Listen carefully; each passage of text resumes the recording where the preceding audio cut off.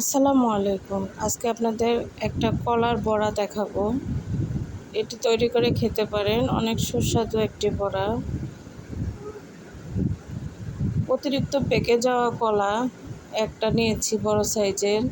এখানে হাফ কাপের মতো চালের গুঁড়া, 1 মুঠ ময়দা এবং হাফ কাপেরও কম চিনি, একটু সামান্য লবণ দিয়ে ভালোভাবে কলাটাকে মেখে নেব।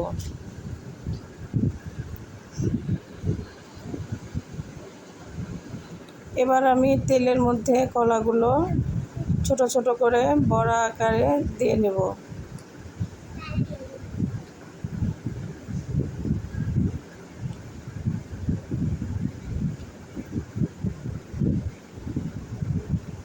এবার উল্টে পাল্টে বড়াগুলো ভালোভাবে একটু সময় নিয়ে ভেজে নিতে হবে।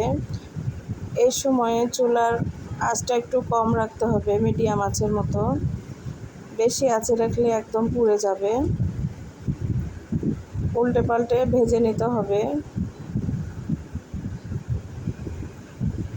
একটু পরপর নেড়ে দিতে হবে, এক পাশে যেন পুড়ে না যায় সেদিকে খেয়াল রাখতে হবে।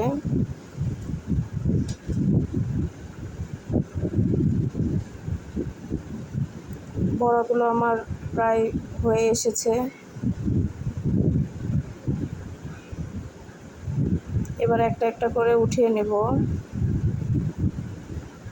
আপনারা চাইলে টিস্যুর উপর রাখতে পারেন, তাহলে তেলগুলো টেনে নেবে।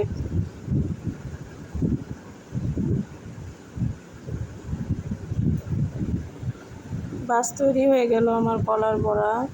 আমার ভিডিওটি যদি ভালো লেগে থাকে লাইক দিবেন এবং প্লিজ সাবস্ক্রাইব করবেন। আপনাদের একটি সাবস্ক্রাইব আমাকে অনেক দূর এগিয়ে নিয়ে যাবে। আল্লাহ হাফেজ।